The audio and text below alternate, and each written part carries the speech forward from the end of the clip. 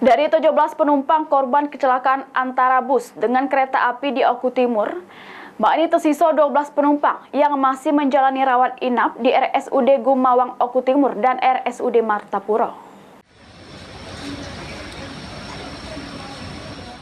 Dari 17 penumpang korban kecelakaan antara bus dengan kereta api di Oku Timur, ini tersisa 12 penumpang yang masih dirawat inap di RSUD Gumawang Oku Timur sama RSUD Martapura.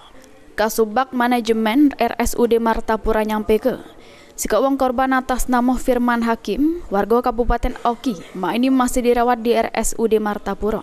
Meski kondisi korban mulai membaik, namun korban masih perlu dapat perawatan intensif dari rumah sakit atas luka di kepala sama di dada korban.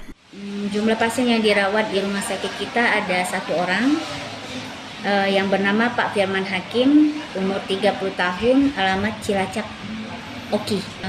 Luka ya agak lumayan parah, sehingga memang harus ada perawatan dari rumah sakit kita. Untuk korban yang meninggal itu ada 1 orang, Nasarudin Asof, umur 19 tahun, alamat Karang Endah, BK 16, Oku Timur. Sebelumnya dikabarkan 17 wong penumpang mengalami luka serius sehingga harus dirawat di rumah sakit.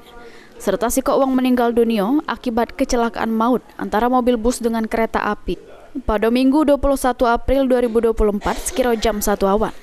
Pihak kepolisian pun masih terus mendalami sama melakukan penyelidikan atas kasus laka lantas tersebut, sedangkan sopir sama kenek bus yang melarikan diri masih dibebas oleh petugas. Elvan Rijafriadi, PAL TV.